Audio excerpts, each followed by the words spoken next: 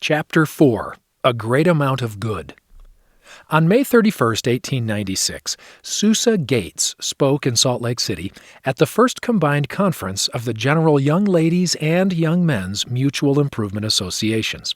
The two organizations had long held annual and quarterly conferences of their own, but in recent years, many young men had stopped attending their meetings regularly, leading some YMMIA leaders to propose breathing new life into their organization by merging with the YLMIA. YLMIA General President Elmina Taylor and her officers disliked the idea. While some mutual improvement associations had already combined successfully at the ward level, the general YLMIA was thriving, and its leaders wondered if combining was in the best interest of the young women. They ultimately decided against merging, but they agreed that more combined activities with the YMMIA, including this new annual conference, could be beneficial. For the first conference, MIA leaders divided the program equally between speakers from their organizations. Susa, the second to last on the program, encouraged her listeners to have good character and live righteously. The experience was somewhat new for Susa, since women in the church at this time did not usually speak to mixed audiences except to bear testimony. Now she and other leading women had the opportunity to preach to both men and women in the same setting. After the conference, Susa talked with her friend and former classmate Joseph Tanner, who was the president of the Agricultural College in Logan. As they chatted, Joseph asked if Leah, who had just graduated from University of Utah, was still in love with John Whitsoe. John had recently finished his degree in chemistry at Harvard and was now a member of Joseph's faculty. Susa didn't know how to answer Joseph's question. John had been avoiding her daughter ever since he returned home. When Leah recently wrote him to get his advice on whether she should return east to study home economics at Pratt Institute, an esteemed college in New York City, John had replied with a curt, indifferent letter. "Do what will be for your own good in the long run," he had told her. He then expressed regret that they had fallen in love so young. As much as he wanted to marry Leah, he did not want her to be a poor man's wife. His education had left him about $2,000 in debt, and most of his small teaching salary went to support his mother and younger brother. Leah had written back immediately. "We can't live without money, I am aware, but for heaven's sake, don't let it figure in your love," she responded. "If I love you, then I love you whether you own thousands or whether you owe thousands." John didn't change his mind, and Leah departed for the Pratt Institute in September 1896. She traveled with her friend Donette Smith, who was studying at Pratt to become a kindergarten teacher. Before the young women left, Donette's father, President Joseph F. Smith, blessed Leah to hold on to her faith in the face of temptation, promising that her testimony would grow stronger than ever before. In New York City, Leah and Donette had experiences their mother's generation could hardly have imagined. Latter-day Saint women from that older generation, like other American women at the time, had usually received only a grade school education. Some did go east to study medicine and midwifery, but most married young, had children, and helped establish homes and family businesses in their settlements. Many had never traveled outside Utah Territory. Leah and Donette, by contrast, were single young women living in a large boarding house in a bustling city more than 2,000 miles from home. On weekdays, they attended classes at Pratt and socialized with people from different backgrounds and faiths. And on Sundays, they attended church in a tiny branch of about a dozen saints. Leah and Donette resolved to live their religion faithfully. They prayed together on Sunday and read the Book of Mormon every night before bed. "My testimony of the truth of our gospel grows stronger every day," Leah wrote her mother. "I can see the force of Brother Smith's blessing." Unlike at home, they also had opportunities to talk about their faith with people who knew little about Latter-day Saints. They befriended two art students, Cora Stebbins and Catherine Couch, who showed some interest in the church. One day, Leah and Donette had a chance to talk with him about the Temple and the Book of Mormon. Leah explained how Joseph Smith found and translated the gold plates. She also spoke about the Book of Mormon witnesses, continuing revelation, and the organization of the church. "You never saw such interested girls in your life," Leah later wrote to her mother. "They sat here for 2 solid hours before we realized how time was passing." On October 13, 1896, Maori Latter-day Saint Mayor Wahanga went to the Salt Lake Temple to perform baptisms for 10 deceased friends from New Zealand, her homeland. Since moving to Salt Lake City earlier that year, she and her husband, Hirini, had become known for their diligent temple attendance. Like many saints from outside the United States, the Wahanga family had immigrated to Utah to be closer to the temple and its ordinances. And as the only endowed Maori, they served as a link between their people and the house of the Lord. There were only 4 temples in the world, so saints who lived outside the United States could send the names of deceased loved ones to relatives in Utah to perform the temple work for them. When Mayor and Hirini were baptized in 1884, however, they had no relatives in Utah. Soon they felt a deep, powerful desire to come to Zion and attend the temple. From the beginning, their children and grandchildren had opposed their plan to move. Utah was 7,000 miles away from Nuhaka, their village on the eastern coast of New Zealand's North Island. Hirini had important responsibilities as a branch president and a leader of the Ngati Kahungunu tribe of Maori, and Mare was her parents' only living daughter. Yet the Wahanga's longing for Zion had grown stronger every day. In prior decades, saints from the Pacific Islands had not been strongly encouraged to migrate to Zion, and by the time Mare and Hirini were contemplating the move, church leaders had already begun discouraging all saints outside the United States from gathering to Utah, where jobs were scarce and immigrants could become disillusioned. The first presidency granted permission for a small number of Maori to come, though, after the mission president in New Zealand vouched for their industry and capability. Mare and Hirini came to Utah in July 1894 with a few members of their extended family. They settled in Kanab, a remote town in southern Utah, where Hirini's young nephew, Parika Wahanga, had moved a few years after Hirini and Mare's baptism. The family expected to adapt well to southern Utah's warm climate, but when Mare saw the dry, stark landscape, she broke down and cried. A short time later, she received word from New Zealand that her mother had passed away. As time went on, the family's situation did not improve. A missionary they had known in New Zealand persuaded Hirini to invest money in a poor business venture.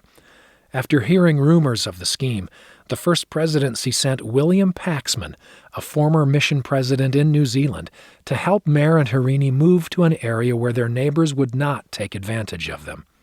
The Wahangas were now settled in their home in Salt Lake City. They attended reunions of the Zion's Maori Association, an organization of returned elders from the New Zealand mission, and met every Friday evening with a few members of the group. The first presidency also authorized them to perform temple work for the deceased relatives of all Maori saints in New Zealand. Though she was illiterate when she came to Utah, Mare taught herself to read and write so she could study her scriptures and write letters to her family. Hirini also wrote encouraging letters to relatives and friends, doing what he could to strengthen the saints back home. In New Zealand, the church was growing among European inhabitants and Maori alike. Dozens of branches were spread throughout the country, with priesthood quorums, relief societies, Sunday schools, and mutual improvement associations. Yet many New Zealanders were still new to the faith. Some missionaries, after hearing the rumors of the Wahanga family's ill treatment in Kanab, worried the news might shake Maori saints' faith in the church. Already, exaggerated accounts of what happened were spreading to New Zealand. If such rumors went unchecked, the mission could face a crisis. The following year, Elizabeth McCune, a wealthy Latter-day Saint from Salt Lake City, took a trip to Europe with her family. While visiting the United Kingdom, where her son Raymond was serving a mission, She and her daughter Fay often helped the elders share the restored gospel. One day in late June 1897, she and Fay went to London's Hyde Park to sing with a choir of missionaries. Queen Victoria was celebrating 60 years on the throne, and preachers from all over Britain had come to the park to hold open-air meetings and compete for the souls of those celebrating in the city. Elizabeth and Fay took their place among the missionaries, and Elizabeth quietly congratulated herself and the choir as more and more people gathered around them. Then a well-dressed man with an eyeglass approached and peered at them. Oh dear," he exclaimed, "what a horrible noise they do make in our park." His words made Elizabeth check her pride in the choir's performance, yet it didn't stifle her desire to share the gospel. Before leaving Utah, Elizabeth had received a blessing from Lorenzo Snow, promising her she would be an instrument of the Lord during her travels.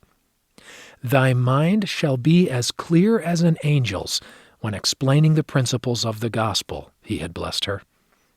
Elizabeth wanted to do all she could to help with missionary work. Her son had begun his mission holding meetings in parks and streets in central England. By then, William Jarman had resumed lecturing against the saints. Though he was no longer telling the crowds that his son Albert had been murdered, he continued to provoke attacks on missionaries, forcing elders to turn to the police for protection. Some of the missionaries in Raymond's area were injured by mobs. Elizabeth often accompanied the missionaries in London, holding their hats and books during meetings. She also felt a burning desire to preach. Although she could not be called on a mission, she could imagine herself being commissioned of God and having quiet religious chats with people in their homes. In fact, she thought female missionaries might attract more attention than the young elders, and therefore help the work move forward. A few months after singing in Hyde Park, Elizabeth attended the semi-annual church conference in London. During the morning session, Joseph McMurrin, a counselor in the mission presidency, denounced William Jarman's criticism of the saints. He took particular issue with William's habit of making unflattering statements about Latter-day Saint women. "We have with us just now a lady from Utah," he announced. "We are going to ask Sister McCune to speak this evening and tell you of her experience in Utah." He then encouraged everyone at the conference to bring their friends to hear her speak. The announcement startled Elizabeth. As much as she wanted to preach, she worried about her inexperience. If we only had one of our good woman speakers from Utah, she thought, what good she might do. The missionaries promised to pray for her, and she resolved to ask her Father in heaven for help as well. Word quickly spread that Elizabeth was going to speak that evening. Anticipating a large crowd, the elders set up extra seats in the hall and opened the gallery. As the hour of the meeting neared, people filled the room to capacity. Elizabeth said a silent prayer and took the stand. She spoke to the crowd about her family. She had been born in England in 1852 and emigrated to Utah after her parents joined the church. She had traveled throughout the United States and Europe. "Nowhere," she testified, "have I found women held in such esteem as among the Mormons of Utah. Our husbands are proud of their wives and daughters," she continued. "They give them every opportunity to attend meetings and lectures and to take up everything which will educate and develop them. Our religion teaches us that the wife stands shoulder to shoulder with the husband." When the meeting ended, strangers shook Elizabeth's hand. "If more of your women would come out here," someone said, "a great amount of good would be done." "Madam," said another man, "you carry truth in your voice and words." On September 7, 1897, John Whitsoe waited outside a faculty meeting at Brigham Young Academy in Provo. Earlier that day, Leah Dunford had reluctantly agreed to see him after the meeting. She was now a domestic science instructor at the academy, teaching what she had learned from her year at Pratt Institute. John was on his way home after a work trip through the deserts of southern Utah, and he had stopped in Provo to mend his relationship with Leah. John was still worried about his debts, but he loved Leah and wanted to marry her. They had all but stopped writing each other, though. In fact, a young unmarried mission president Leah met in New York was about to propose to her. The faculty meeting was supposed to end at 8:30 that evening, but it didn't conclude until an hour later. Leah then kept John waiting another hour while she attended a committee meeting for a student event.